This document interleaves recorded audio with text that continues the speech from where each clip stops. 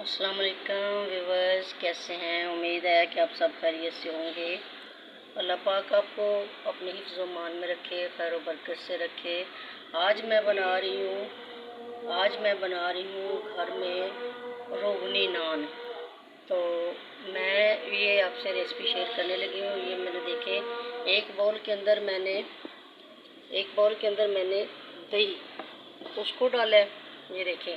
और उसको थोड़ा सा मैंने मेल्ट कर दिया है, दही को मैंने मेल्ट कर दिया है इसके अंदर। अब मेरे पास एक कटोरी जो है वो है आटा। ये एक कटोरी आटा है, एक कटोरी मैदा है।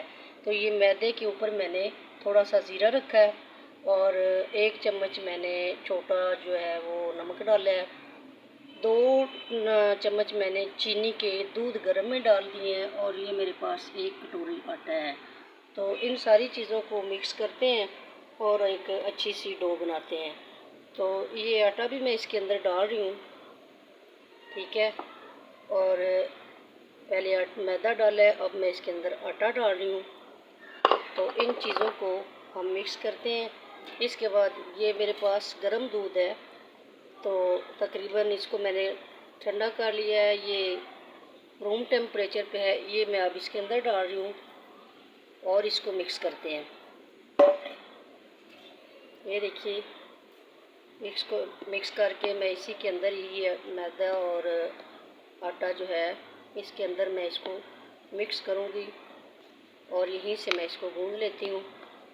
और इसके साथ अगली चीज़ जो इसके अंदर जाएगी वो मेरे पास इस टाइम ईस्ट नहीं है, तो मैं इसके अंदर वाइट विनेगर यूज़ कर रही हूँ। ये देखें, ये तकरीबन 2 या 3 स्पून बन जाएंगे।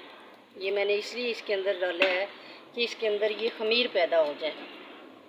तो इसके अंदर मैं थोड़ा सा घी भी डालूँगी।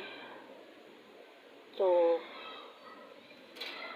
घी जो है आपकी मर्ज़ी है, आप घी डालें या ऑयल डालें, आप जो चाहे डाल सकते हैं।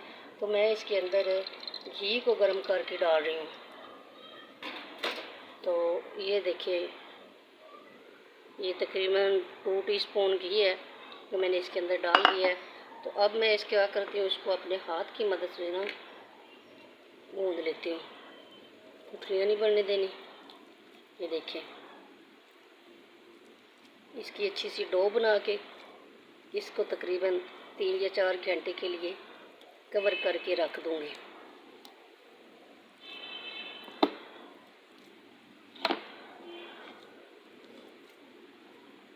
ये देखिए, मुझे और इसके अंदर कुछ डालना नहीं पड़ रहा पानी वगैरह, क्योंकि ये दूध और दही के साथ ही जो है ये गूंदा गया है।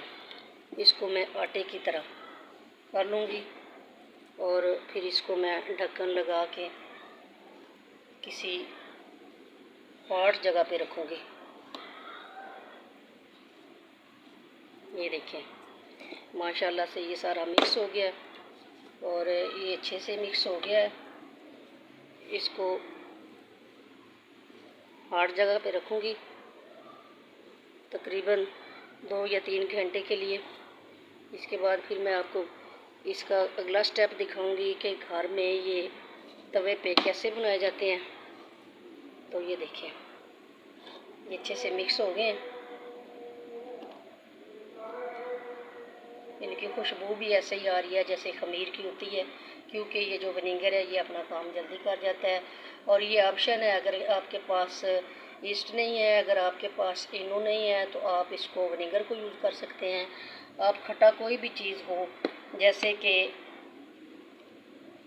कि आपके पास अगर लेमन हो तो उसको भी आप यूज़ कर सकते हैं। ये देखिए, डो मेरी बन के तैयार हो गई है अच्छे से। इसको मैं थोड़ी देर के लिए ढाँप के रख देती हूँ।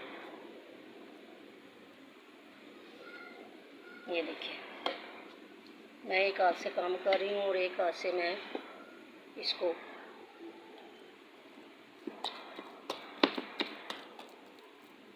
ये देखिए, माशाल्लाह से ये अच्छी तरीके से गूंदा गया है।